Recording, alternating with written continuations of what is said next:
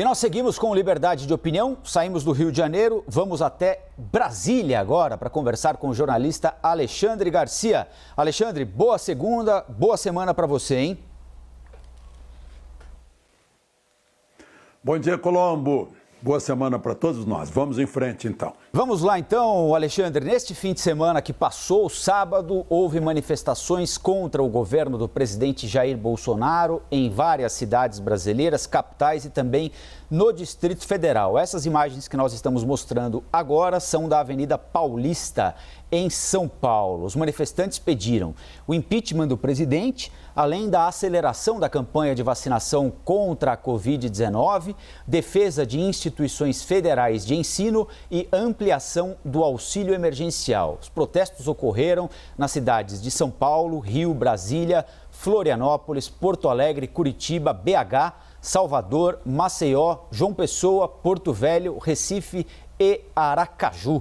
Alexandre, como eu fiz com o Sidney, eu vou repetir para você a mesma pergunta que eu fiz segunda-feira passada, depois daquela outra manifestação a favor do presidente Jair Bolsonaro. Eu queria que você avaliasse a manifestação do ponto de vista sanitário, né? Porque houve formação de aglomeração, como a gente viu aí nas imagens, o que não é recomendável para esse período da nossa história, e também a relevância da manifestação do ponto de vista político. Bom, como você disse, a outra foi a favor de Bolsonaro, essa é contra Bolsonaro, né? As outras, os outros são pretextos. Na verdade, o ponto básico aí é contra Bolsonaro. É fora Bolsonaro, assim como teve fora Temer, teve fora FHC, né? É uma oposição que talvez não aceite resultado de eleição e acha que fazendo assim, mas enfim, eu considero não uma aglomeração. Não, eu considero uma manifestação, porque todo poder emana do povo. O povo vai para a rua, se manifesta. Né? Então, é uma manifestação. Teve muita gente na Avenida Paulista, né? Teve gente aqui na Esplanada e lugares assim com manifestações mais esparsas. Né? Houve o distanciamento, o uso de máscara. Né?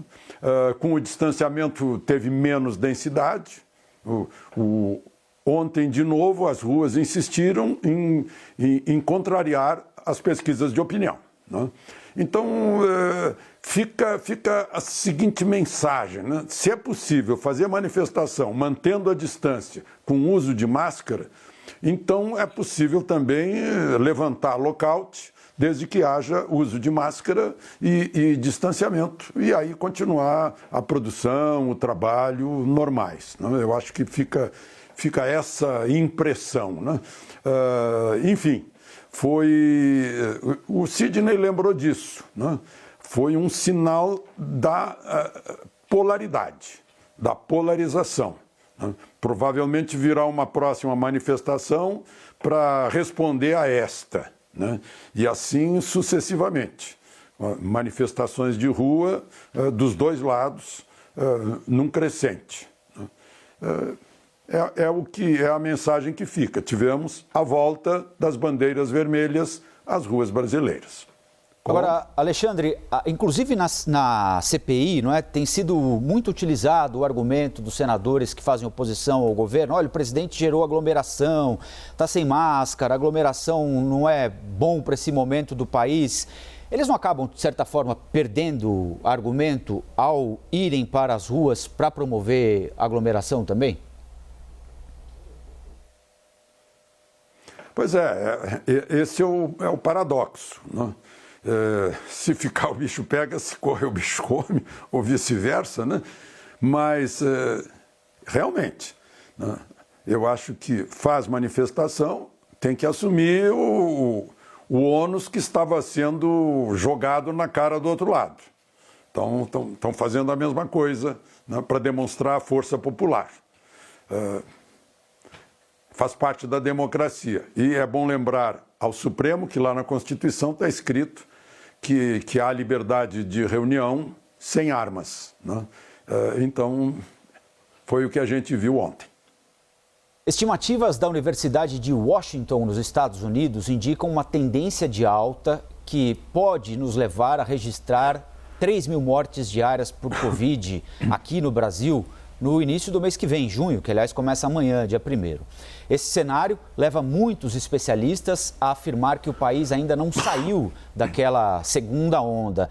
Nós, aqui na CNN, consultamos estudiosos que divergem, têm concepções diferentes. Para alguns, o crescimento do número de casos e mortes é um indicativo de uma nova fase da doença. Para outros, uma onda só pode ser considerada encerrada quando houver uma baixa significativa dos índices, com casos esporádicos e depois a onda subir de novo. Esse movimento ainda não aconteceu aqui no Brasil. Ontem, domingo, nós registramos o 3º dia seguido de alta na média móvel de mortes. Alexandre, com esses dados que provocam preocupação, né? Independentemente do fato de ser uma terceira onda, a continuidade da segunda onda, mas com os números retomando o crescimento, o que é que as autoridades de saúde, em todos os níveis, municipal, estadual, União também, devem fazer agora para evitar que a gente chegue a essa estimativa aí de 3.000 óbitos por dia agora em junho? Bom, em primeiro lugar, quando eu vejo que lá em Washington, lá no hemisfério norte, né, estão fazendo previsões alarmistas sobre o Brasil, sobe um pouco a minha temperatura no nacionalismo, né? E eu fico pensando, será que é torcida pelo vírus? De que lado estão, afinal? Né? São nossos aliados, querem a nossa vida ou querem a nossa morte, querem acabar conosco? De que lado a gente está torcendo? Estamos torcendo pela vida ou estamos torcendo pelo vírus? Parece que estão lá fazendo orações para que cheguem a 3.000 mortes por dia de novo, para que a gente atinja 500 mil de mortos, né? É uma coisa assim, uma previsão que a gente está vendo que tem maldade. Então isso a gente tem que exorcizar, vá de retro. Eu prefiro ficar na previsão nacional aqui que o Sidney descobriu, lá da Fiocruz, que 11 estados brasileiros têm uma possibilidade de 75%, aí 70% de aumento de casos, e 3 estados brasileiros com a possibilidade altíssima de 95%, inclusive o Rio Grande do Sul, nesse caso de possibilidade altíssima. São Paulo está no caso de possibilidade alta. Aí eu acho que é o momento de a gente parar para pensar, depois de todo esse tempo, né, de medidas adotadas, medidas duras, de parar para pensar o que dá certo, o que não dá certo, o que funcionou, o que não funciona, o que tem funcionado, o que não tem funcionado. E vamos corrigir rumos, vamos esquecer um pouco que tem eleição no ano que vem, né? E vamos pensar nas vidas, vamos pensar no tratamento, vamos pensar no que fazer, qual é a maneira mais prática de entrarmos nos 2 vetores, né? Evitar sofrimento das pessoas no lado sanitário e evitar sofrimento das pessoas no lado financeiro e econômico. Eu acho que está na hora de a gente pensar nos rumos, né? Tem aí uma CPI, mas a CPI não está preocupada com isso. A CPI está preocupada com a eleição do ano que vem. Isso é que está atrapalhando muito, né? Porque viram nisso pretexto, puxa, vamos usar o coronavírus como um ariete para compensar a derrota que sofremos na última eleição. Aí é desprezar as vidas que se foram, é desrespeitar as vidas que se foram. Eu acho que é a oportunidade de a gente pensar a respeito. Você citou a CPI, Alexandre, então vamos falar um pouquinho dela. Os senadores da CPI da pandemia querem mudar o cronograma de depoimentos da comissão para as próximas semanas. O objetivo é antecipar 2 depoimentos que ainda não tinham data acertada.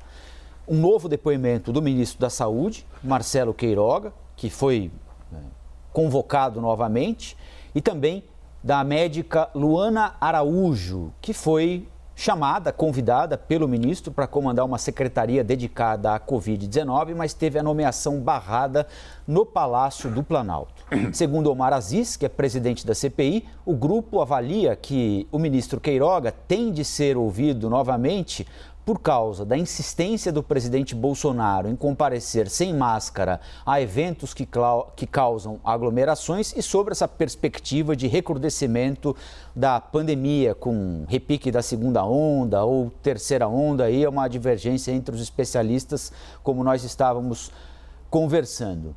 Alexandre, queria que você falasse um pouquinho sobre essa ideia da CPI de antecipar a convocação do ministro Marcelo Queiroga, que prestou depoimento há poucas semanas. Já há novidades em volume suficiente para trazê-lo de volta à CPI? Era melhor esperar um pouco mais para ter mais subsídio, mais argumento para fazer um novo depoimento do ministro? Acho que é uma confissão da CPI que ela está às tontas, né? Não conseguimos arrancar do Queiroga o que a gente queria, nem do Pazuello, então vamos ouvi-los de novo. A gente não está conseguindo o objetivo de enfraquecer Bolsonaro para ele não ser reeleito no ano que vem. Eu acho que a CPI tem que dar uma parada, sabe por quê? Olha o que aconteceu lá na cabeça do cachorro, né? Lá naquele extremo brasileiro, São Miguel da Cachoeira, o presidente perguntou para os brasileiros de etnias mais antigas que as nossas, né? Perguntou para eles o que vocês querem, né? Eles não pediram parabólica, não pediram picape, eles pediram conexão na internet, né? Porque eles querem acompanhar tudo que acontece no Brasil, eles querem autonomia financeira, querem cidadania, né? Então, esse é um novo Brasil que está acompanhando a CPI, que está observando a atitude de cada senador, a maneira em que a Inquisição é praticada, né? E a CPI deve estar sentindo o desgaste que está sofrendo. Então, está meio na corda bamba ali. Será que vamos, não estamos obtendo resultados? Será que estamos? Será que as manifestações de fim de semana foram consequência, foram estimuladas pela CPI? Eu acho que sim, né? Enfim, esse é o lado 99% político eleitoral da CPI. Agora, a CPI está sendo conduzida por 3 pessoas, né? Os 3, Omar, Renan e Randolph. Hoje de manhã eu revi aqui no celular, revi a live que o senador Randolph Rodrigues fez com médicos lá do estado dele, do Amapá, né?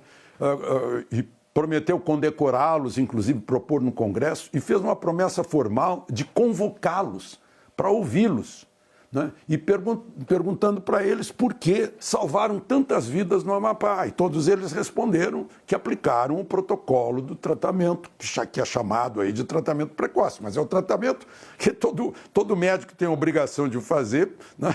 Na hora que alguém apresenta sintoma de uma doença, começar o tratamento. Então eu pergunto por que Randolph, que tem todo esse poder, não convoca a doutora Ana Chucri e o doutor Pedro Omar, para quem ele prometeu convocação, para explicarem coisas para a CPI, né, que precisam ser explicadas, porque o que a gente precisa é salvar vidas, né, e não salvar votos. Então, talvez seja isso que seja necessário aí para a CPI nesse momento que está meio, vamos chamar de volta, vamos chamar de novo, não conseguimos fazer, né, e resolver essa questão. Havia uma comissão de Covid no Senado que, pelo jeito, parou de funcionar, né? E era exatamente nessa comissão que deveriam ser convocados médicos de todos os lados, né? O senhor concorda com isso? O senhor discorda disso? Vamos ouvi-los, né? Vamos ouvir a ciência para saber o que a ciência está fazendo, experimentando, quais são os resultados que a ciência está tendo. Alexandre, em um novo depoimento, o ministro Marcelo Queiroga pode mudar de discurso em relação às convicções do presidente Bolsonaro? É uma situação delicada para ele também, não é, Alexandre? Ele vai falar sobre as convicções dele, né? Ele não vai falar sobre as convicções do presidente Bolsonaro. Tentaram arrancar isso da doutora Mayra, não conseguiram, né? O que pensa o presidente Bolsonaro? Isso só alguns de nós, jornalistas, é que sabemos o que pensa o presidente, porque a gente tem essa capacidade de telepatia, né? Agora, certamente ele não vai mudar aquilo que ele já falou, né?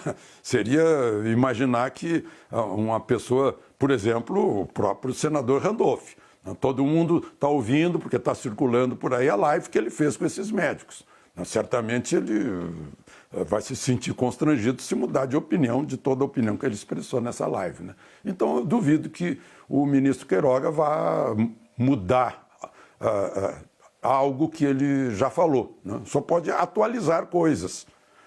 Mas eu também acho, como o Sidney, acho que se deve esperar.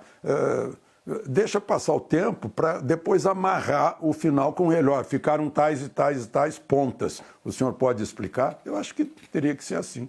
Mas a decisão é da CPI.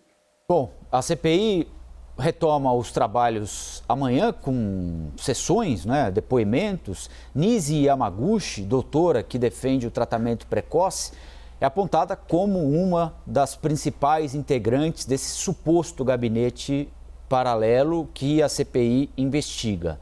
E Nízia Trindade Lima, presidente da Fiocruz, outro depoimento marcado para esta semana. O que é que a gente deve esperar desses dois depoimentos desta semana, hein, Alexandre? Pois é, interessante que se o presidente não se aconselhasse com nenhum médico, ele seria acusado de achar que é o dono da verdade, né? Eu lembro disso hoje, porque hoje é 31 de maio e é o Dia Mundial do Combate ao Fumo. Eu lembro quando o presidente Figueiredo se aconselhou com o doutor Euríclides de Jesus Zerbini, que no dia 26 de maio de 68 fez o primeiro transplante cardíaco da América Latina, né? 5 meses apenas depois do primeiro do mundo, pelo Dr. Barna, lá na África do Sul, se aconselhou com o Dr. Zerbini sobre o uso do fumo. E o Dr. Zerbini mandou ele parar de fumar. É um hábito de presidentes conversarem com médicos, porque se o presidente não é médico, ele tem que ouvir os outros médicos a respeito de assuntos de medicina e não de política. Então se carimbou, aquele carimbo orwelliano, né, como se fosse uma acusação de gabinete paralelo. A gente toma até o cuidado de falar de suposto gabinete paralelo. Não, são conselheiros, né? Conselheiros que o presidente tem necessidade de convoca empresários de 50 anos de empresa no Brasil para ouvi-los. Como é que estão sentindo? Qual é o tamanho da carga tributária? Qual é o tamanho do problema sanitário? Quais são as soluções para o problema sanitário, né? Foi isso que ele ouviu, certamente, da doutora Nise Yamaguchi, que é uma brilhante médica, né? Agora, muito estranho lá na CPI, voltando à CPI, eu já falei disso, né? Quando o Barroso mandou o Senado abrir uma CPI, o presidente do Senado aceitou 2 requerimentos.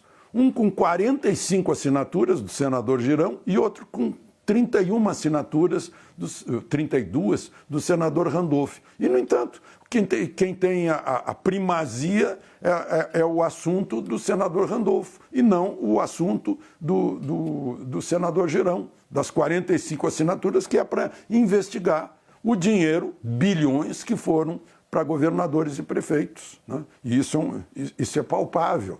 Isso não é se está de máscara, não está de máscara, não. Tá atrás, o respirador está atrás da parede ou não está atrás da parede? Onde é que está o respirador que foi comprado? Onde é que está o dinheiro que estava aqui? Isso é mais palpável. Mas amanhã vai ser certamente um bom momento que a CPI vai ter, né, para se informar, né? Tomara que o senador Randolph convoque também os médicos lá do Amapá para fazer a mesma coisa, para dar respaldo científico, né, da experiência médica. Toda a ciência é formada pela experiência. Agora mesmo, as vacinas, né, tá aí, a maior parte das vacinas são licenciadas experimentalmente. Se der certo o tempo mostrar, os anos se passarem e ficar mostrado que funciona, ótimo, né? Então é isso, estamos diante de uma doença nova. É preciso, sobretudo, pôr o bom senso e o amor à vida acima de fanatismos ideológicos e interesses eleitorais. A presidente da Fiocruz, Alexandre, pode trazer que tipo de informação para a CPI da pandemia, por exemplo? Bom, em primeiro lugar, a questão da vacina da Oxford, né, a AstraZeneca. né, que fizeram uma comparação que não pode ser feita com a da Butantan. A Butantan foi uma compra, um fornecimento de vacina, né?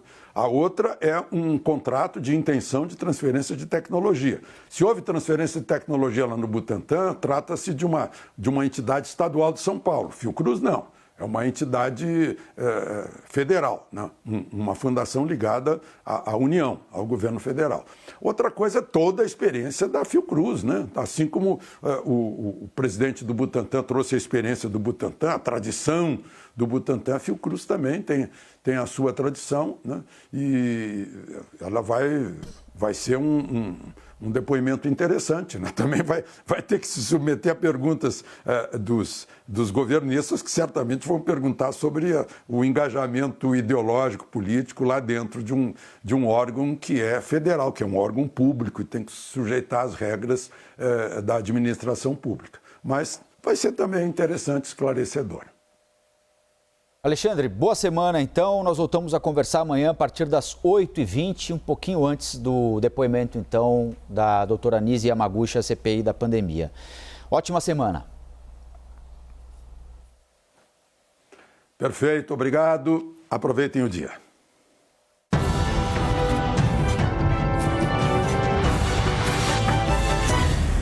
As opiniões emitidas pelos comentaristas do quadro não refletem necessariamente a posição da CNN.